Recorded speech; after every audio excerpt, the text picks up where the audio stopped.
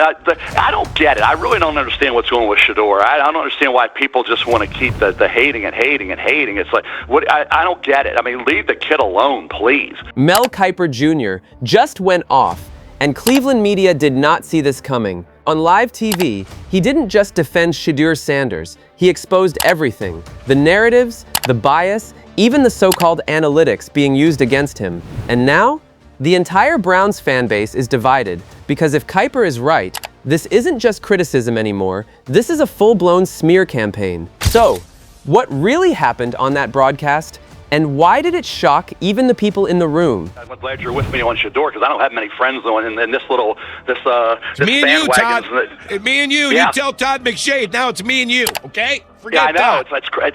I know. It's like I don't get it. I really don't understand what's going on with Shedeur. I don't understand why people just want to keep the hating and hating and hating. It's like, I don't get it. I mean, leave the kid alone, please. Totally come agree. on. Totally They won't agree. give this kid. They won't give him any credit for anything he did. None of this stuff means that you watch. There was an article where, Kiper's talking about Sanders. Do you even watch the games? Yeah, I watch them. Do you? Is what I would say to that guy. Do you? I watched every snap Shedeur had. You obviously didn't. I'm talking about the guy that wrote that article. He obviously didn't. He looked at QBR, looked at whatever nonsense he wanted to look at, and he made his determination. He didn't watch every snap. We did, right? We did, and I know I did. Yep. And I saw every play he made. I saw everything. There's going to be some good, bad, and ugly, but there's a lot of pretty good. What started as a routine segment instantly turned into one of the most uncomfortable, revealing moments we've seen in NFL media this year. The topic? Shedeur Sanders. But within seconds, it became something much bigger. Kiper didn't just defend Shedeur Sanders. He directly challenged the entire narrative surrounding him. A narrative being pushed, amplified, and repeated by Cleveland media voices who seemed determined to question everything the young quarterback does. You could feel the tension building. The hosts hesitated. The room shifted. This wasn't supposed to go this way. Cheer. You just said how many starters? Could be 5? Oh, they'll have some struggles. And when you tell me 5 guys from one of the worst drafts in 25 years are starting on your football team, I don't know if that makes me as confident about the organization and the team. I understand that, and you and everybody else are going to dunk on me. I get that. No, but I'm what did I not just say? dunking because I said it was a good draft. Why you said it for no reason? No, I said it was a good draft. Okay.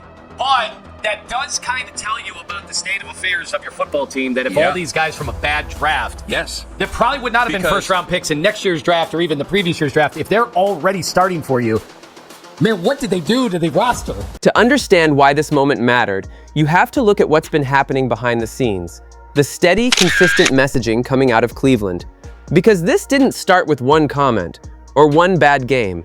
This has been building for months. There's been a pattern. Every discussion about Shedeur Sanders seems to circle back to the same points. Questions about whether he's the guy, constant comparisons, and a heavy reliance on metrics like QBR to define his entire performance. On the surface, it sounds analytical, objective, data-driven. But here's the issue. Context keeps getting left out. We're talking about a quarterback who dealt with one of the most unstable offensive situations imaginable.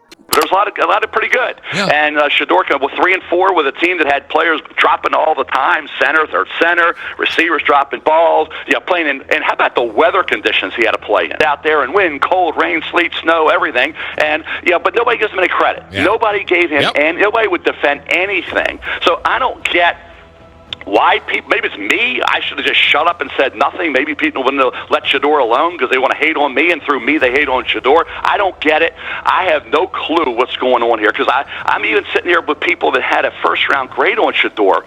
When Mel Kiper reached this point, the tone of the entire conversation shifted from debate to confrontation. This is where he stopped speaking in generalities and started getting specific. And his message was clear.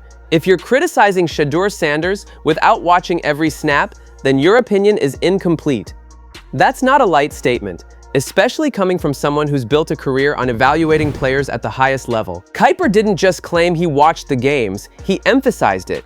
Every play, every situation, the good, the bad, and everything in between. And according to him, the version of Shedeur Sanders being discussed publicly doesn't match what's actually on tape. Then as the season goes on, you could come to a realization where we could start seeing it. I can't say it yet. They haven't even hit the field yet. But you could go at it and say, they got the right QB, or more than likely they didn't. They still don't. And you could say, man, they won this many games, and they still need one more piece. I trust, and that's a tough thing to say, I would be willing to look at and say, do I trust Andrew Berry to go out and find the most important piece again. Now everything shifts from media talk to real consequences. Because while analysts debate and fans argue, the Cleveland Browns still have to make one critical decision: who leads this team at quarterback? And right now, that situation feels anything but stable. On one side, you have a young quarterback in Shedeur Sanders, who's still developing, still learning, but clearly showing signs of growth. On the other side, there's an established name, a veteran presence with expectations, pressure, and a history that continues to follow him. And instead of clarity, the Browns seem to be leaning toward competition. At first glance, that sounds reasonable.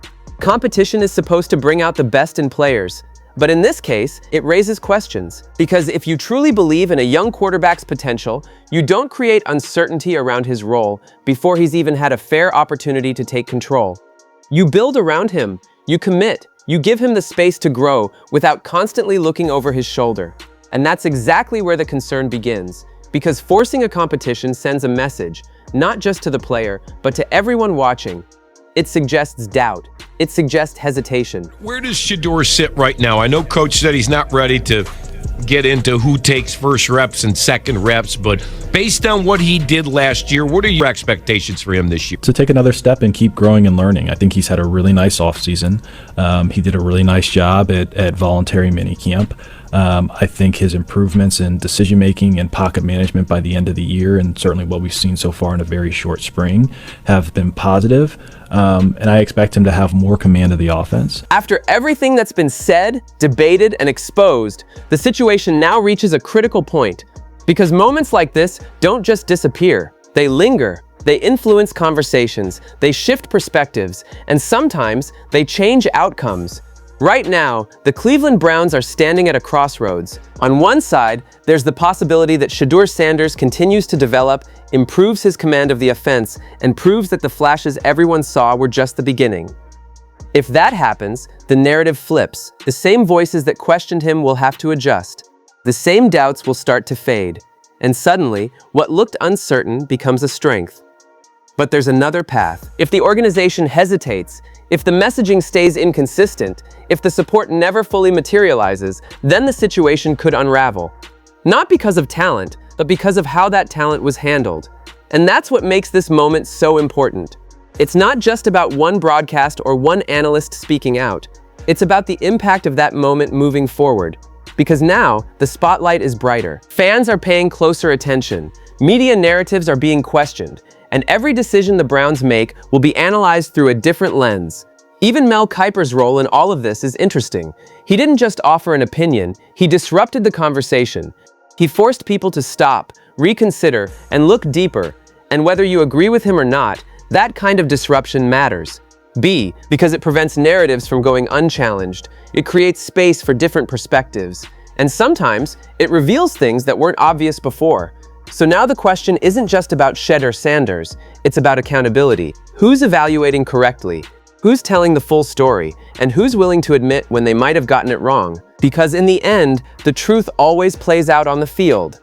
No narratives, no debates, just performance. And when that moment comes, all of this noise will either be proven right or completely exposed. But one thing is certain, this story is far from over.